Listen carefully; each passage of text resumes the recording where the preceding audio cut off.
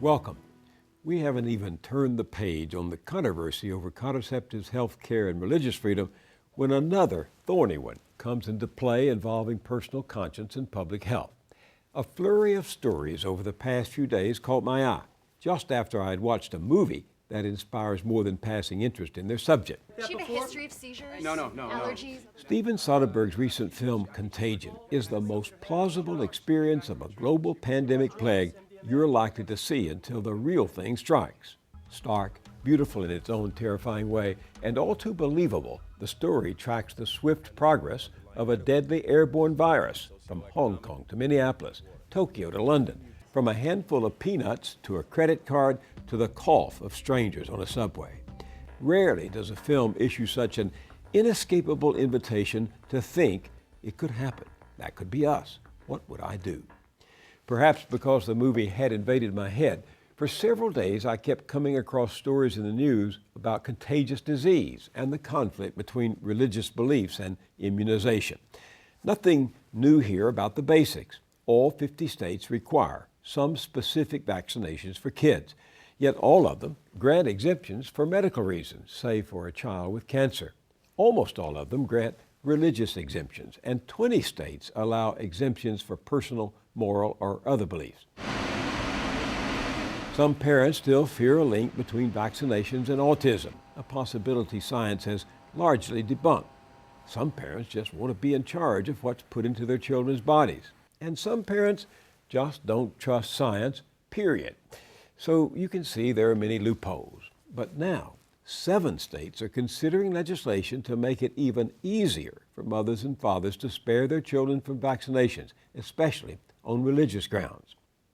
In Oregon, according to a story by Jennifer Anderson in the Portland Tribune, the number of kindergartners with religious exemptions is up from 3.7% to 5.6% in just 4 years and continuing to rise.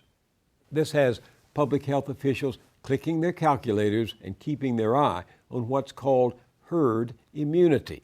A certain number of any population group needs to have been vaccinated to maintain the ability of the whole population, the herd, to resist the spread of a disease. Ms. Anderson offers the example of what in my day was called the German measles, rubella.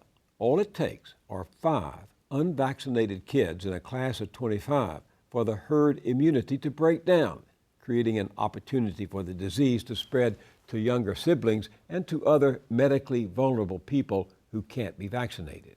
If you were traveling to Europe between 2009 and 2011, you may remember warnings about the huge outbreak of measles there, brought on by a failure to vaccinate susceptible populations.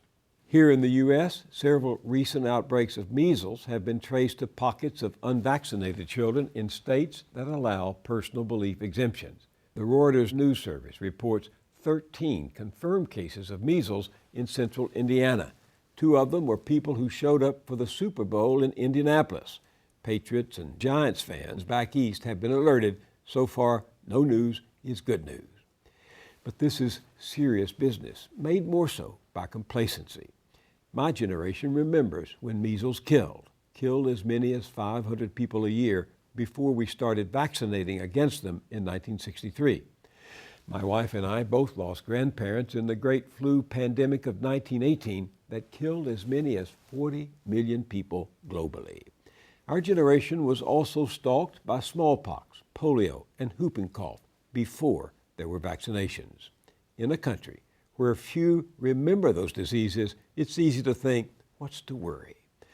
But as the movie so forcefully and hauntingly reminds us, the earth is now flat. 7 billion people live on it, and our human herd moves on a conveyor belt of constant mobility, so that a virus can travel as swiftly as a voice from one cell phone to another. When and if a contagion strikes, we can't count on divine intervention to spare us. That's when you want a darn good scientist in a research lab. We'll need all the help we can get from knowledge and her offspring.